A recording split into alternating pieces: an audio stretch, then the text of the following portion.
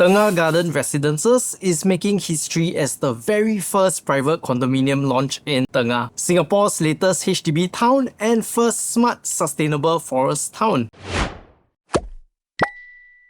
It is a 99-year-old leasehold development with 863 units, spearheaded by a heavyweight consortium, Hong Leong Holdings, Guoco Land and CSC Land Group, similar to what we've seen in Lentor Modern. Positioned in the Garden District, it is currently the only private waterfront development in the precinct, sitting right next to the future Tengah Pond and offering direct sheltered access to the upcoming Hongkar MRT station on the Jurong Region line. But why are we doing this video even though the launch has happened and it's almost sold out? I thought it would be a really interesting case study when I started reading into the facts, and here we are. This video is to look deeper into the facts and figures of Tengah and to provide perhaps an alternative view on it.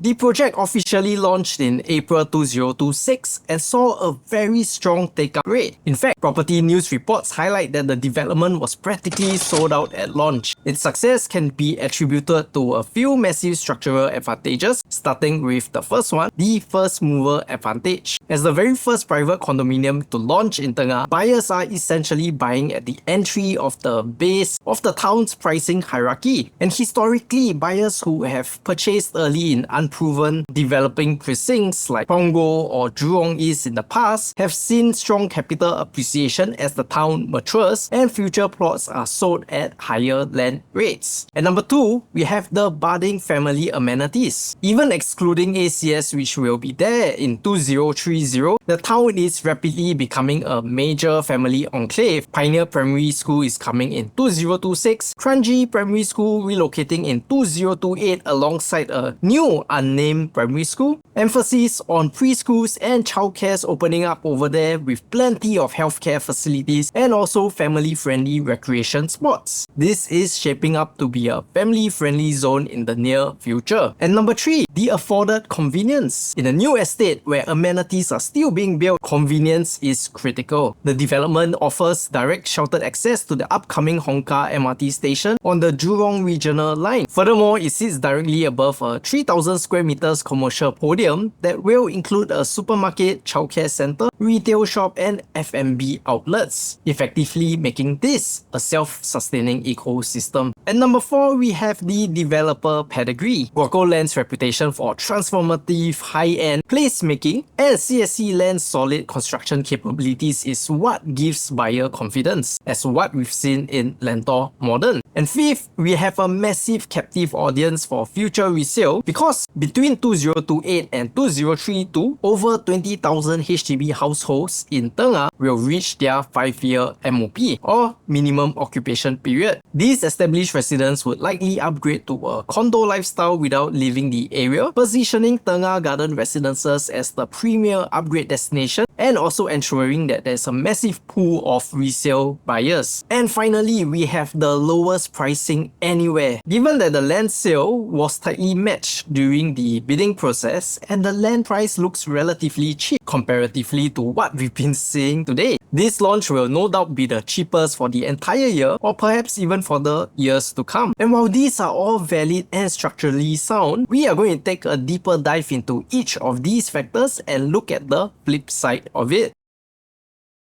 Starting with the first mover advantage. Yes, I get it, new towns are exciting and full of young energy, with young couples or even budding families populating the area. However, let's manage the expectations a little. When we speak of land appreciating, it means that there is a growing demand among buyers for the specific area. Just having more land sales doesn't help us, as we've seen in Dairy Farm Residences and Botany. These were also the cheapest projects during their launches back then and were sold with the promise of capital appreciation because of the multiple land sales coming up. With Nara Residences coming up at similar prices to Botany back then, it shows that yes, while the land prices pushes the area valuation up, it does so bit by bit and not huge jumps each time. And the truth is, these may possibly take a decade to happen. For the prices to actually increase significantly upon TOP, there must be actual growing demand in the area. And what we mean by that is that people will have to want to stay there, and there must be a certain estate characteristic pulling buyers towards it. If no one wants to stay in dairy farm like the example I just gave, then prices wouldn't be moving as much as we would like it to, and there would be an influx of units unsold on the market. And then we will eventually have the issue of oversupply for existing demand. Even for Tengah, eventually people need to want to stay there for a specific reason and not just for the low prices. And as of now, Tengah hasn't seemed to have figured that out yet. In fact, Tengah Garden Residences is going to be the second other commercial space in this area, with Plantation Plaza being the first. The identity game isn't as strong yet. Even Condo, when it first came up, took years to solidify their identity because they had a shoreline to build upon and a particular lifestyle that was sold with the district.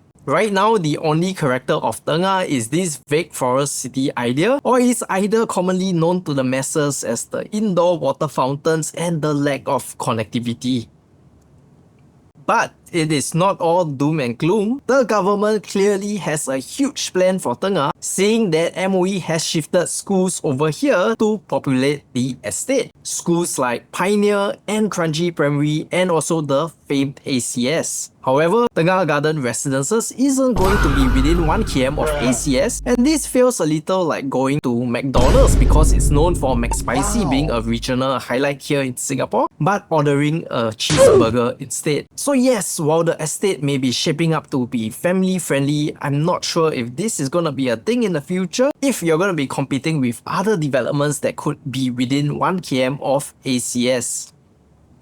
And now moving on to the next pointer, which is afforded convenience. Having a 30,000 square feet plus worth of commercial space under you is great. And even better, it will be a branded developer handling this space. So I would say that this is a huge plus point, especially so when you're quite a distance away from the one and only shopping mall in the area. However, 30,000 square feet is something like 85% smaller than Woodleigh Mall. While you may have the necessities below you, I don't think it will quantify as an actual mall and may not have the pull factor we are looking for people to consider coming over in the future. As for the MRT, Hongkar is just in front of you. While it is touted as a MRT line, this seems more like a LRT. Take note that your nearest interchange would be Choa Chu Kang or even Boon Lay, which some people may consider as part of Malaysia. So yes, while there is an MRT in front of you, it may not be a desirable one as it's not functional as we would like it to be. And we've seen firsthand how developments like that fare in the past, with MRT just outside but apparently not a very popular one. And again, this whole argument about the MRT and it being not favourable is based purely on the pointer of having a doorstep MRT.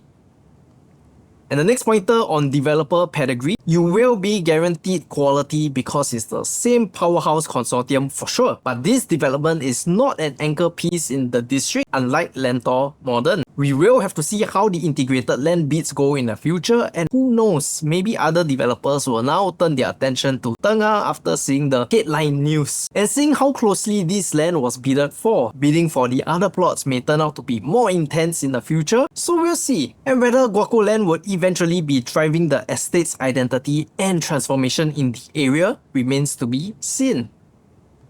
And on to the next point, we have a massive captive audience for future resale. Yes, sure, while there are a lot of HDBs in the area and a huge chunk of them obtaining TOP in the future, we will have to consider a few factors here. Number one, approximately 20,000 plus units will be obtaining MOP in 2028 to 2032. If 20% of them decide to sell, that's 4,000 units on the market over approximately 5 years, which leads us to a potential 800 MOP units for sale each year. At that point, we are still not sure whether the number of people that would want to stay here would keep up with the supply of houses coming up for sale. And having more supply than demand historically shows us that prices generally don't do very well. It instills a lot of undercutting and price competition within the estate. And number two, if 4-room BTOs in Tampines is going for roughly 800,000 and Yishun is going for roughly 600,000, that gives us a rough sense of how much Tengah prices are going to be like in the future. Imagine in the worst case scenario where the 4-room upgraders in Tengah are able to sell at 650,000, that might in turn become a bridge too far for them to upgrade to Tengah Garden Residences resale in the future. Because the 3-bedroom here sold for a median of almost $2 million,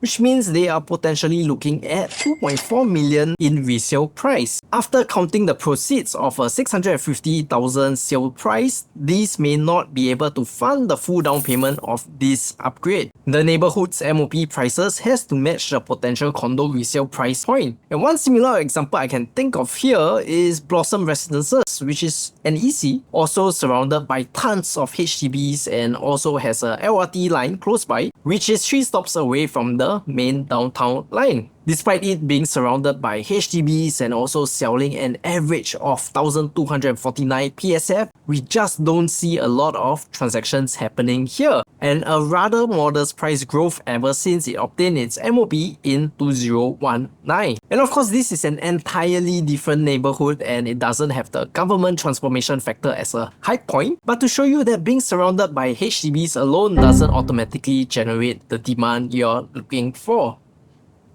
And speaking of upgrading, we move on to the final point, which is pricing. The land price was significantly lower than what we've been seeing in the news recently and is touted to be almost as close as the current EC land prices today. This became the headline and one of the main driving force of the sales behind Tengah Garden Residences. While Tengah Garden Residences is cheaper comparing to other land sales everywhere else, within Tengah we have 3 other competitors. They are Novo Place, Auto Place, and Copen Grand, which turns out to be our biggest competitor here. Why? Because it has the cheaper buying price, it is within 1 km of ACS, and it would MOP at the same time Tengah Garden Residences TOPs. While some people may prefer a new product rather than something that has been stayed in for 5 years, given the HDB upgrader bridge, Copen Grand might just be the better value product comparatively for them. So while yes, it is the cheapest project we will see in the whole of Singapore for a long time, take note of your local competition and land sales here before agreeing that this is a superb deal. Of course, if you're on a hunt for only brand new projects and you wish to stay in it for a long time and you failed all previous ballots and finally got this one, then great.